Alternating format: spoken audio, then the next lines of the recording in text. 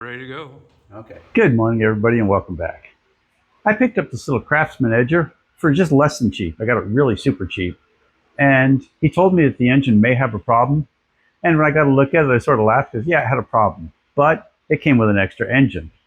So we're going to go ahead and pull this. I'll show you what's wrong with it, and we'll pull this engine off. We'll get this new engine on, and we're going to do a little rearranging on the engines to make them right. So, all you new people out there, go ahead and subscribe. It's free, and it's what we work for. So let's get started. So you can see it's a nice looking little edger. She's a little old, but she's in pretty good shape. Physically, there's no damage to it. So let's pull the plug out and I'll show you what I discovered was wrong with the motor.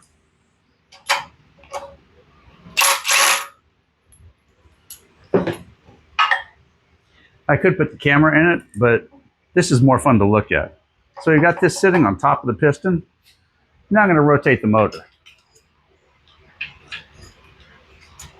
And the motor is indeed turning. You can see the wheel turning here. And the piston's not moving at all. That means the rod's come apart. The rod's separated away from the piston and she's locked in place. We're going to pull this motor off and then trade parts back and forth with that other one to make it match up to this particular frame. So I'm going to take this off and get it over to the bench.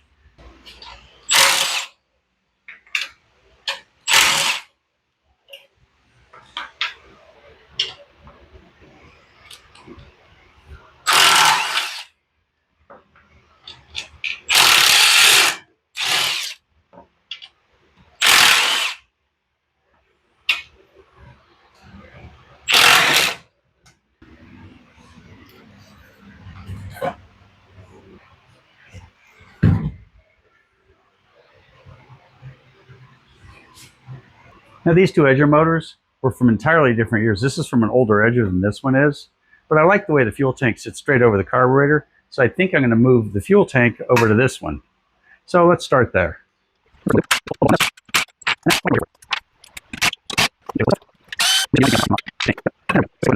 So the next thing we're going to pull off is this intake manifold, because if we're going to use the gas tank from this one over here, we're going to need this longer extension intake in order for it to work.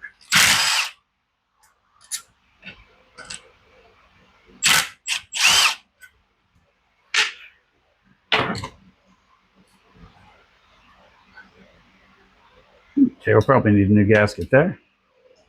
Now let's roll it off of the throttle mechanism. And there we have it. This will be our new carburetor. This will be our new intake setup.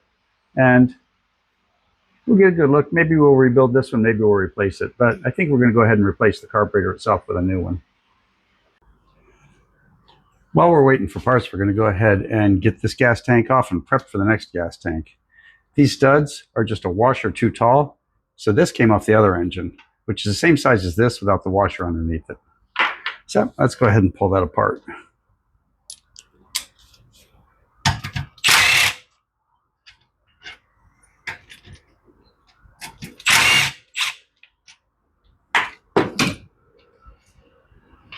There we go. Now we could use these studs again. However, they've got a different size hole.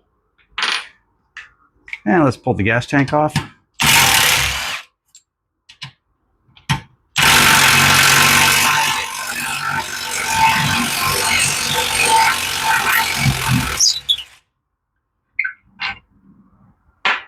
That one fought all the way.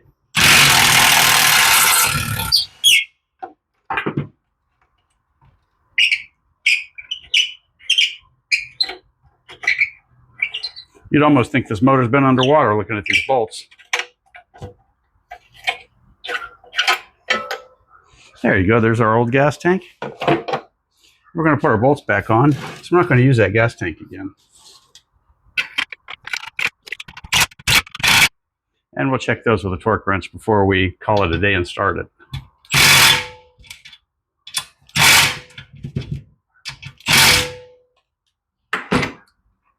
So now over here we'll have these spacers, but we're not going to use these spacers until we put the tank on.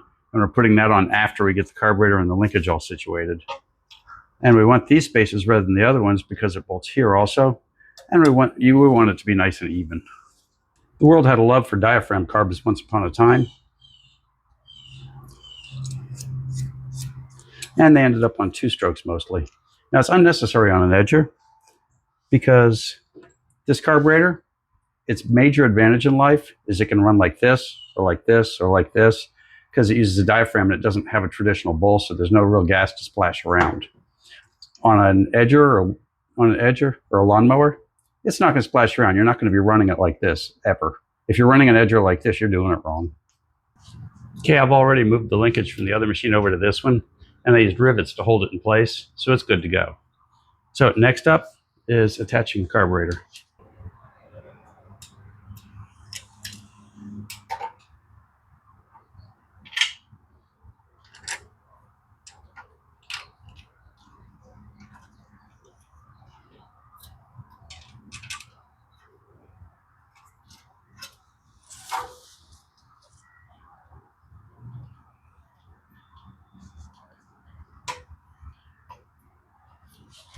There we go.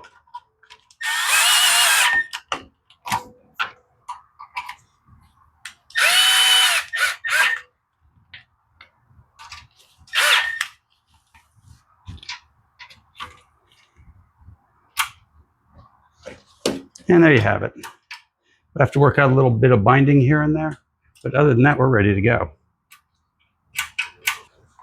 Okay, next up is to get our little gas tank in place, and we're ready to go. We've got our spacers in.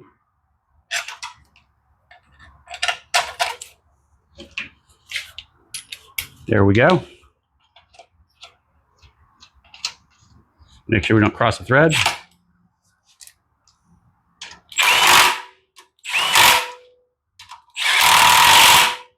And these are head bolts. We're going to go ahead and put the torque wrench on them later. But for now, let's get the fuel line hooked up.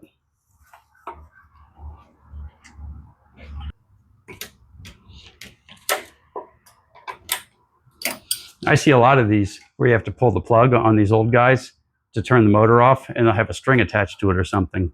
But we're going to go ahead and attach the kill switch on this one. Okay, let's give this big boy a run. We'll go full choke. Not real comfortable putting my hand down there for the choke while the engine's running, but I guess the safeties were a little bit different 20 or 30 years ago. Okay, we'll turn her on just a little bit.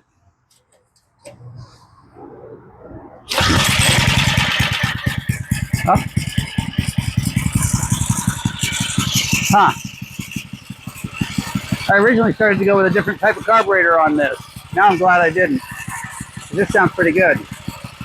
I love it when something will idle that low.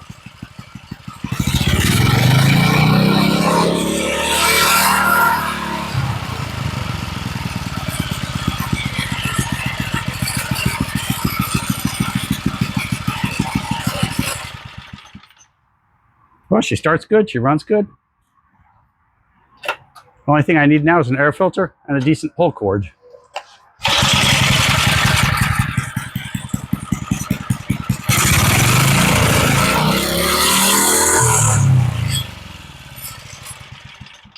Very nice. I came that close to giving up on that one completely. Now it still needs an air filter and a pull cord, but other than that, it's a functional edger. It works pretty good and it sounds nice. It's nice and solid. Now the engine was just a strayed that he threw in the deal. The engine that was originally on it was blown to Kingdom Come, as you saw earlier. But she's an edger. She lives again. So all you new people out there, if you made it this far, you might as well subscribe. It's free and it's what we work for. So thanks for watching, and we'll see you next time.